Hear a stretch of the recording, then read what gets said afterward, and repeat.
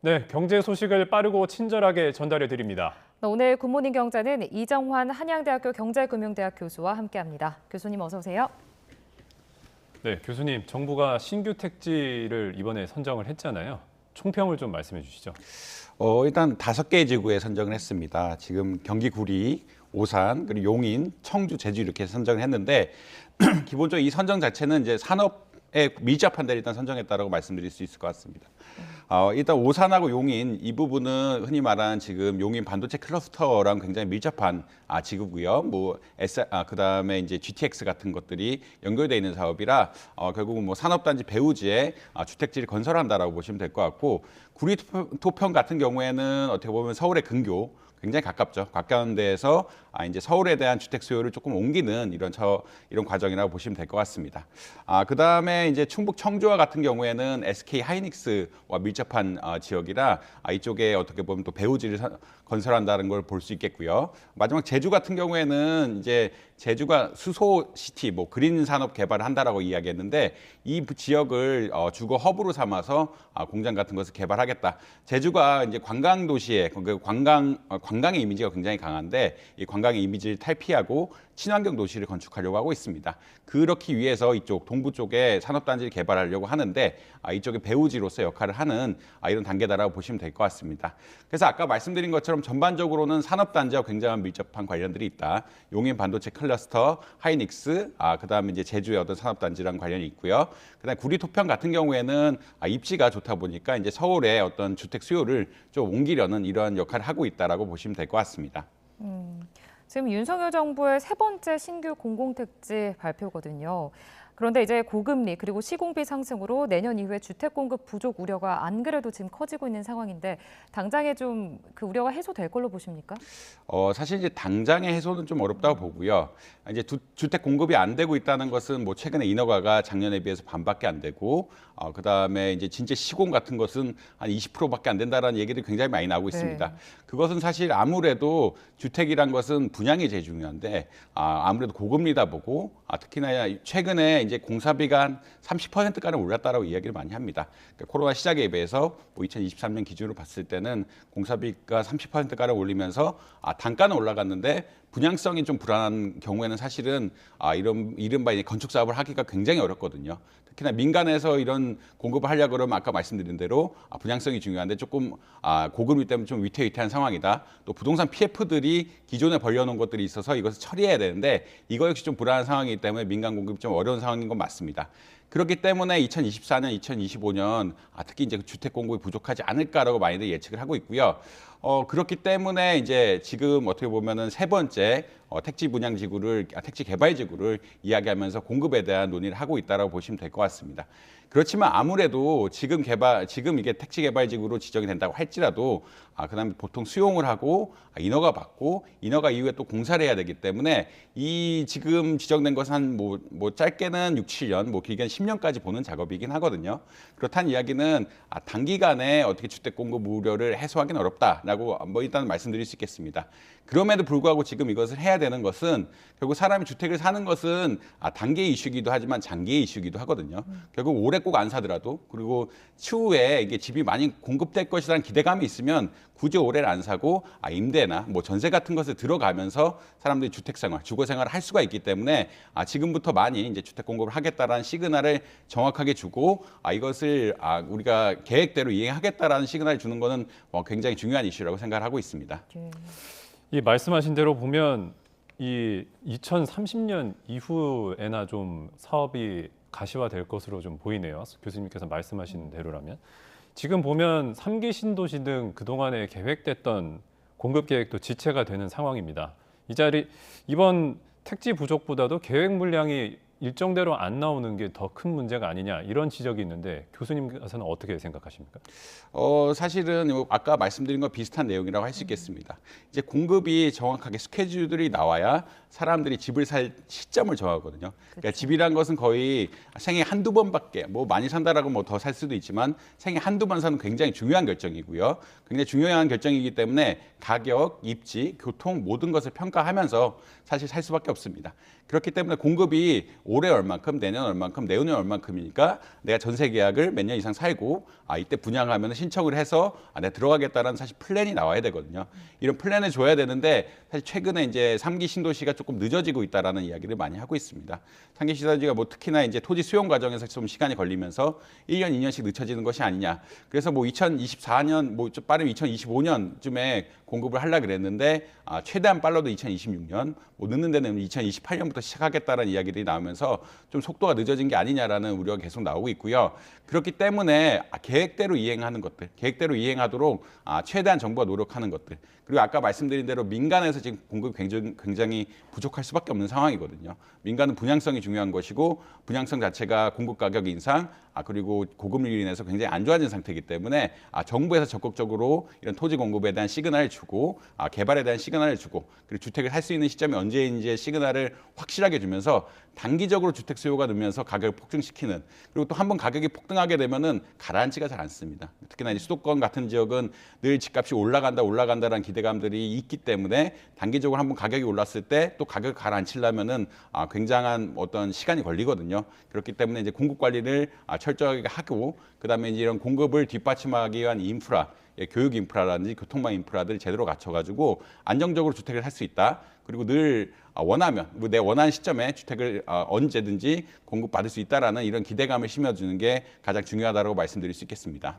이번 발표가 서울 인접 지역이 일부 포함이 됐잖아요. 그러면 해당 지역의 집값에는 뭐 단기적으로 어떤 영향을 미칠 것으로 보세요? 당연히 이제 그 토지 개발이 이루어지면은 인프라가 개발이 되고요. 교통망이 개발이 돼야 되기 때문에 그 지역에 뭐 어떻게 보면 주택 가격 같은 것은 조금 올라갈 수밖에 없는 상황이다라고 보시면 될 것 같습니다.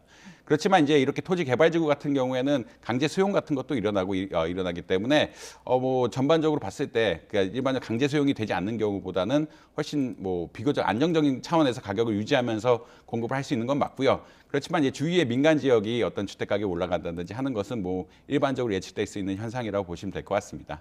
네, 알겠습니다. 자, 이번에는 고용 지표를 좀 살펴보겠습니다. 저희가 준비한 화면이 있는데요. 화면을 띄우고 좀 보도록 하겠습니다. 취업 훈풍이 좀 분다는데 경제 허리층이라고 할 수 있는 이 40대 고용은 줄고 또 청년 고용도 여전히 얼어붙어 있는 상황입니다. 좀 배경을 짚어볼까요? 일단 말씀드리면 이제 청년 고용이 얼어붙는다라는 얘기가 굉장히 많이 나오고 있죠. 근데 이제 이러한 현상이 사실 뭐 예전부터 지속된 현상이고요. 이게 뭐 갑자기 이런 추세가 나타났다라고 얘기하기가 어렵습니다. 사실 지금 고용의 트렌드는 어떤 고용이라면 고령층 그리고 복지 고용이라고 이야기를 많이 하는데 특히나 이제 사람들이 고령화되면서 복지에 대한 수요가 굉장히 많이 늘고 있고 이런 복지에 대한 수요를 서포트해 줄 수 있는 그러니까 돌봄 수요라고 보통 이야기하죠. 이런 돌봄 수요를 제공해 줄 수 있는 60세 이상의 어떤 취업자들 굉장히 많이 늘어나고 있다고 보고 있거든요. 특히나 이제 여성 그리고 파트타이머들 그러니까 일시적인 직장들이 굉장히 많이 늘어나면서 결국은 60세 이상의 어떤 서비스업 그리고 복지업 이런 것들이 굉장히 많이 늘어났다라고 보고 있습니다. 그렇다는 얘기는 우리나라의 근간이 되는 뭐 청년 취업이라든지 제조업 부분은 성장이 안 되고 있다라는 게 나타나고 있고요. 이에 따라서 청년들의 어떤 취업자가 감소하고 있고 특히나 40대 남성들의 취업이 굉장히 많이 감소하고 있거든요.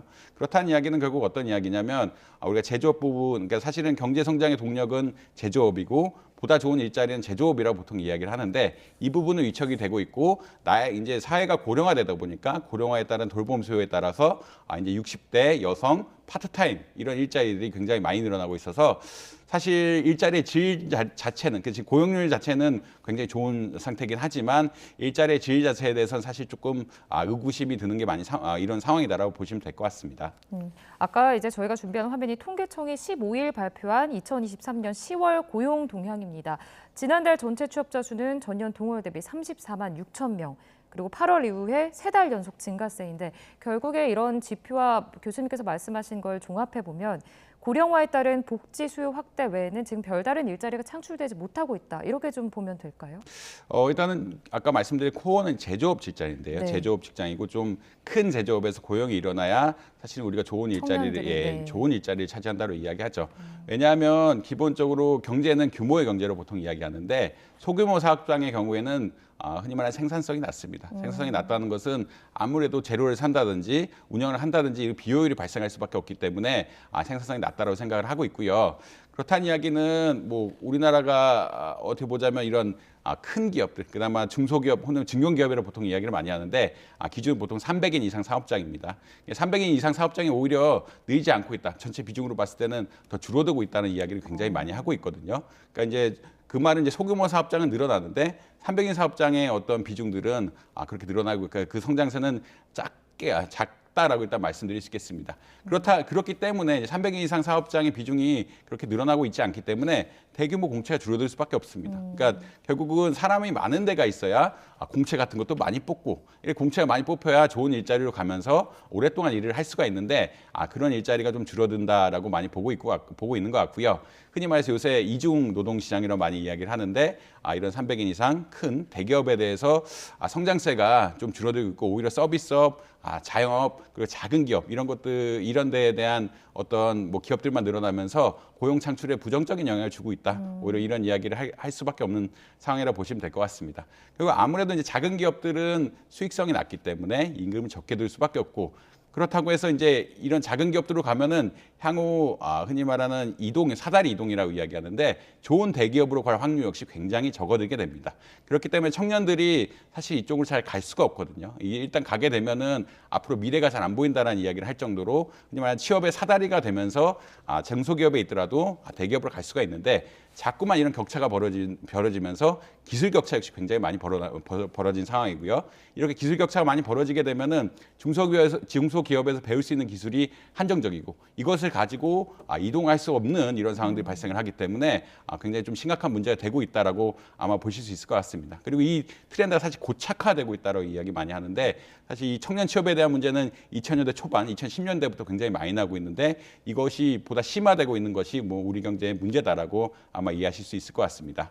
네, 그러면 정부가 이 청년들을 일터로 끌어들이기 위해서 이제 1조 원 가량의 지원 정책을 발표를 했잖아요. 청년 인턴 규모를 늘리고 직장 적응 등을 지원한다 이렇게 발표를 했는데 이게 어떻게 보세요? 실효성이 있을 것 같습니까, 교수님? 일시적으로는 중요한 대책이라고 볼 수 있을 것 같습니다.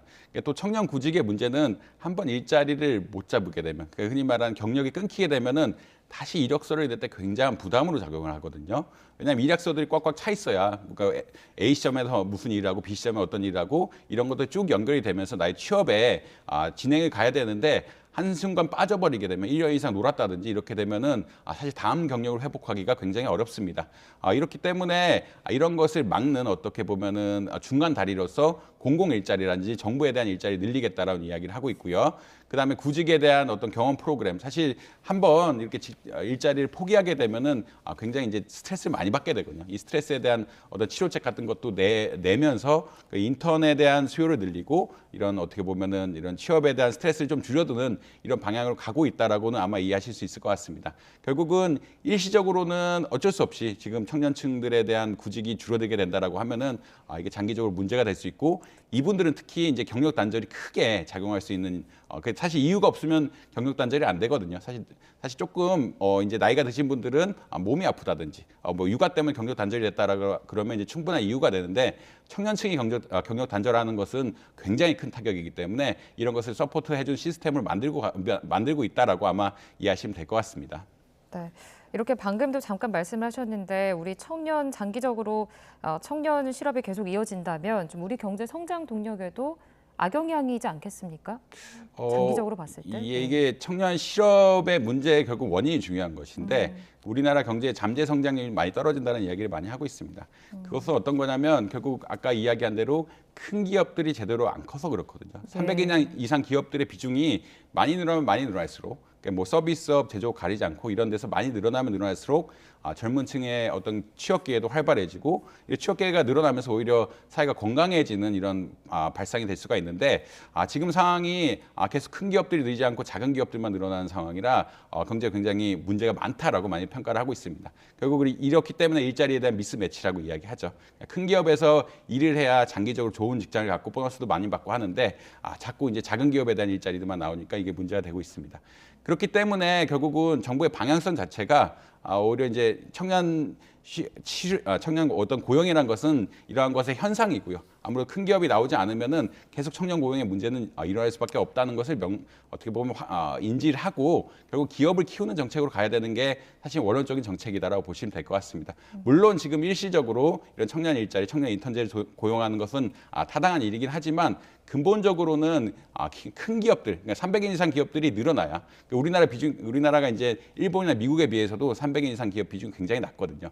이 기업들의 비중을 높여야만 이런 청년 고용이 늘릴 수 있고 그런 일자리 문제를 해결하고 사회복지라든지 뭐 연금 문제라든지 노후 문제까지 해결할 수 있는 이런 근본적인 체계다라고 아마 이해를 하시는 게 빠르지 않을까. 결국은 청년 고용 문제란 것은 문제를 발생시키는 원인이 분명하고요. 기업이 안 커서라는 이런 문제가 분명하고 이런 것을 더 어떻게 보면 육성시키기 위해 다양한 노력을 하는 게 사실 맞을 것이다라고 보고 있습니다. 네, 알겠습니다. 이제 밤사이 뉴욕 증시 얘기도 좀 해볼게요, 교수님. 이 전날에 이어서 상승 흐름을 이어갔잖아요. 이게 소비자 물가 발표에 이어서 도매 물가 상승률도 둔화가 된 게 영향을 미쳤다라는 그 평가가 나오는데 이게 어떤 기제로 작용을 한 겁니까? 결국은 이제 생산자 물가 지수가 예측보다 좀 더 떨어졌다라고 이야기하고 있는데 그 생산자 물가 지수는 보통 소비자 물가 지수를 선행한다라고 이야기하거든요. 그러니까 생산자 물가 지수가 기대보다 더 떨어졌다는 이야기는 죄송합니다. 기대만큼 안 올랐다는 이야기는 결국은 예상보다 인플레이션 압력이 좀 줄어들고 있다라고 보시면 될 것 같고 이것들이 결국은 향후 인플레이션 흐름에 긍정적인 영향을 미칠 것이다라고 볼 수 있을 것 같습니다. 그러니까 인플레이션 흐름에 긍정적인 영향을 미친다는 것은 결국은 미국의 어떤 기준금리가 예측보다는 조금 더 빨리 떨어질 수 있는 이런 상황이 발생할 수 있다. 그렇다면 긴축적 통화 정책이 좀 줄어들게 되면은 아무래도 주식시장에는 긍정적인 영향을 할 수 있다라고 보시면 될 것 같습니다. 그 다음에 이제 어떻게 보자면 이런 것들하고 이제 어제 소비 판매 지수가 나왔는데 소비 판매 지수 역시 이제 생각보다 안 좋았거든요. 생각보다 안 좋았다는 이야기는 이제 어떻게 보면 경기 침체, 경기 하락이 미국 연준이 의도한 대로 좀 되고 있는 것이 아니냐. 결국 경기가 너무 좋으면 수요가 일어나게 되고 수요가 일어나게 되면 임금이 늘어나게 되고 임금이 늘어나게 되면 또 물가가 오르는 부정적인 사이클을 끊는 이런 것들이 나타나는 것이 아니냐라는 일종의 긍정적인 시그널을 받아들이면서 뭐 주가는 조금 오르는 이런 상황이 발생하고 있다라고 이해하시면 될 것 같습니다. 네, 알겠습니다. 오늘 굿모닝 경제는 여기까지 듣겠습니다. 지금까지 이정환 한양대학교 경제금융대학 교수와 함께했습니다. 교수님 감사합니다. 고맙습니다.